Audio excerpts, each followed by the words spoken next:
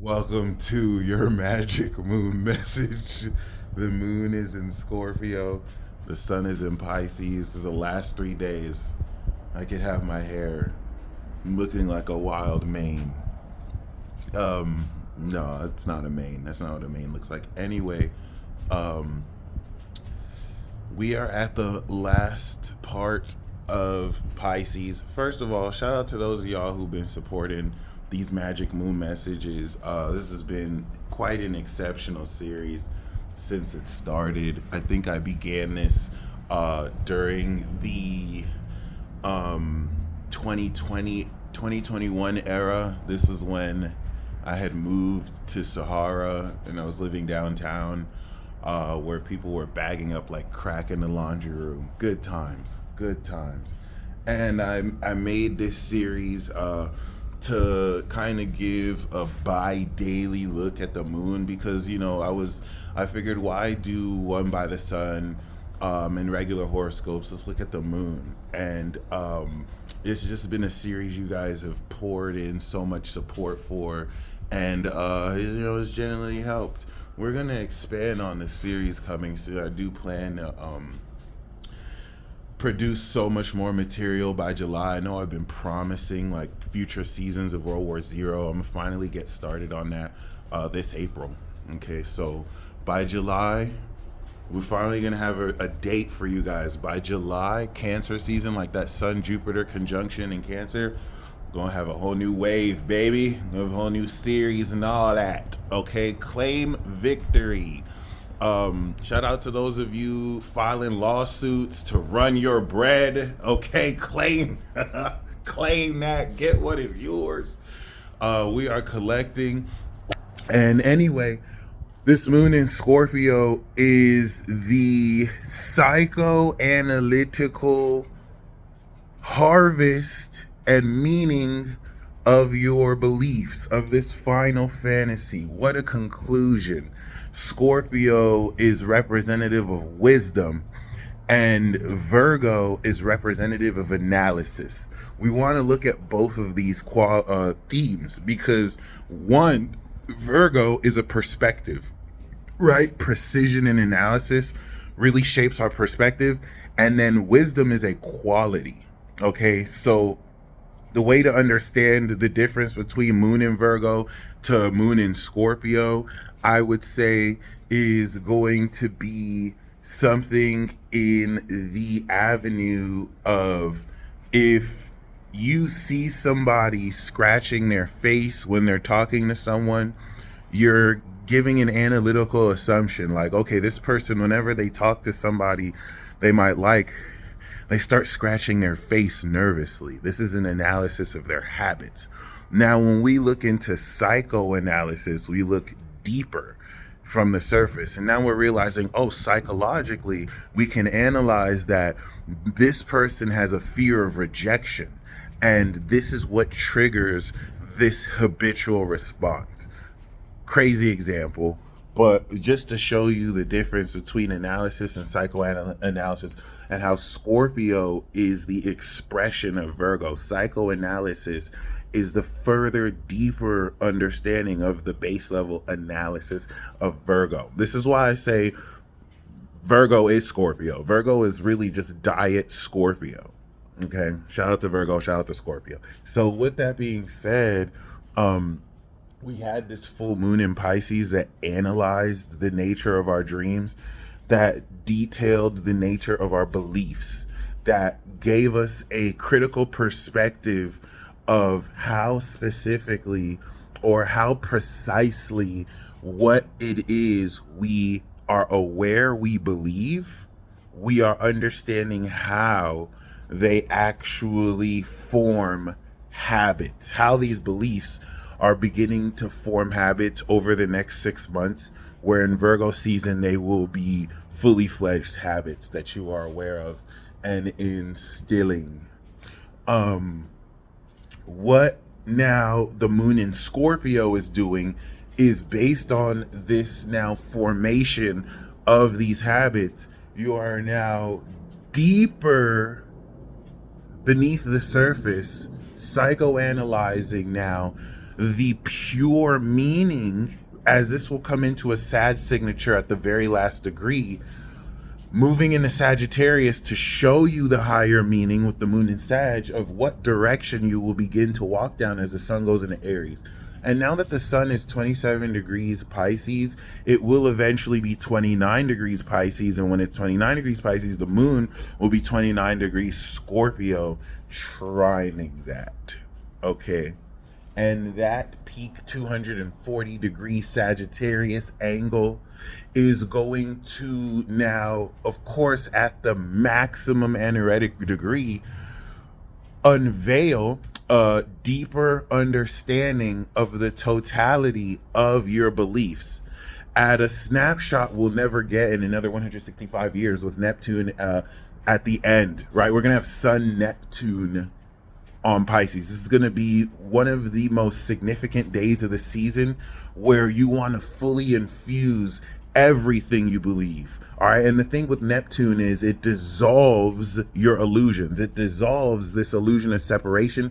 It dissolves the idea that you're separate from anything and that you need anything more to do in order to have, where you must be and then do and then have. Okay. And that sounds like spiritual mumbo jumbo, but as this, increases in degree, you're going to be directly experiencing a once in a lifetime activation that is stretching out the final stage of your imagination to prepare you to step into this new world order, where now we'll step into a vigilante age where people will be wearing costumes and masks to enforce their own sense of justice with greater distrust in law all over the world. And I mean, that's just the sneak peek. It's not really all about that, but just more mechanics and way to really bring us into the next themes.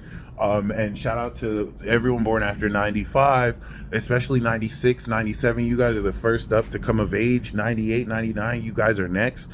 This is going to happen 2025 and 2027. That's Saturn Aries. 2028 to like 2030. That's like Saturn Taurus.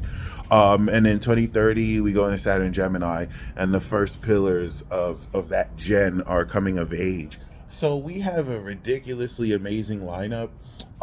As the sun gets closer to Neptune in 29 degrees, it's going to reveal the final piece of the puzzle to fit this perspective of everything you are destined to believe.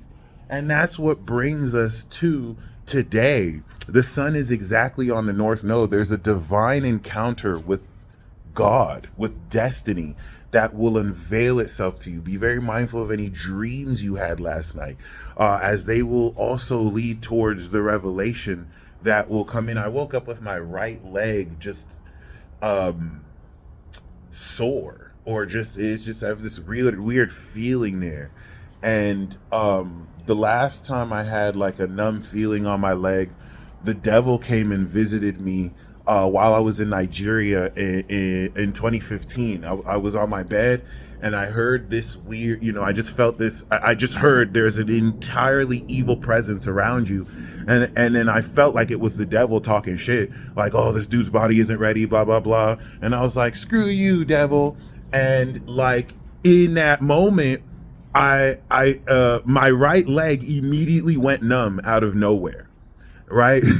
And I just kind of went to sleep later, and I woke up thinking, wow, that's crazy that I thought the devil was in my head, in my room and whatnot. It was probably in my head. And the very first thing, shout out to Susan Grace, if you guys are familiar with her, Scorpio queen, all right? It would be one thing if we spoke about this, if I was messaging her and I'm like, hey, you know what I'm saying? Like, I had this experience. The very first thing she messaged me that morning with no warning, no kind of pretext to the conversation, she just randomly messaged me, hey, did the devil talk to you last night? And I'm like, yeah, that motherfucker was talking shit. But like, other than that, yeah. So, and Scorpio, y'all stay doing mysterious shit like this. I don't understand who do you niggas think you are? Who do you think you are? You're not finna just randomly pop up and do some mysterious, like, how did you know? Anyway, I'm done. Anyway, yes, y'all need to chill. Y'all do this way too much. The Scorpio will just pop in and reveal some stuff they somehow know and then dip. You'll never hear from them again. Anyway, yo, I wanted to share that experience because it's going to bring a lot more understanding to mystical, seemingly unexplainable occurrences. Pisces is just so mystical. We have to put a question mark on them because nobody knows what the fuck they are or do or are. We still don't know. We've been around for eons. No one still knows what Pisces is. But that being said, this 27-degree North Node is sowing the seeds of a 20-year nodal assignment. A lot of what you're moving forward believing will pretty much be in play for the next 10 years. And you want to really go out of your way to make sure you're not reinforcing negative beliefs. Okay, like I know I am one of the sexiest men walking on earth. Like, look at just how unkempt my hair is. You know what I'm saying? Look at how wild my beard is. You know what I mean? Like, look at how raggedy my face looks. This could be nothing other than sexiness. If I have to smack an SLB, I'm gonna make it look sexy. You know what I'm saying? And nothing can stop me from this sexiness revelation that I'm having about myself. And now that the moon in Libra helped me analyze how I really align my behavior to bring out more of my sexiness, the moon in Libra helped me understand what action socially to take to really achieve that with other people.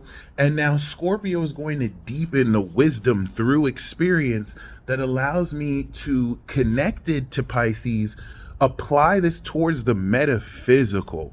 And wisdom around the metaphysical, an unexplored field in a materialist reductionist society, is going to get ready to be the last bit of push to prepare you to unlock new themes that have been unexplored scientifically and philosophically for the past 250 years.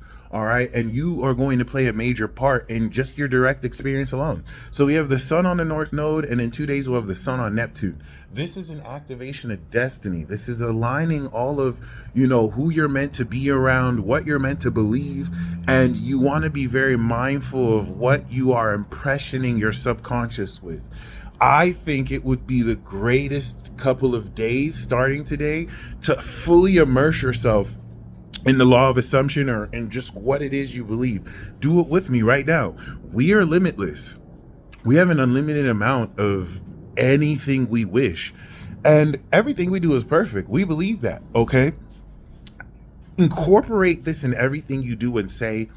I have the Ultimate Manifestation playlist down below. Watch those videos again, specifically the first two, and ask yourself, why am I still pussyfooting and compromising on what I know I believe I deserve now, not later, not, I'll eventually get it. Like, what is it that now you are going to align your beliefs towards? So when we step in Aries, you're taking that first step, right? You don't have to do everything at once. I mean, we have all of this lined up pretty well. So you don't have to be so gung-ho about taking action. That's going to be Aries season for the next 30 days, where now we are applying our beliefs towards how we now take individual authentic action that not only reflects those beliefs, but our character. We do this every year. So yeah, I think the two most magical days of Pisces season, we are here. And as the moon is in Scorpio, it's going to deepen the psychoanalytical understanding that will harvest the wisdom that will now show us the higher meaning of these beliefs we've been revealed. The opposition to Uranus and Taurus is going to further deeply innovate your body's natural mechanics and physiological mechanisms to actually be receptive to extra dimensional properties that you can't perceive because they exist at like a Planck length.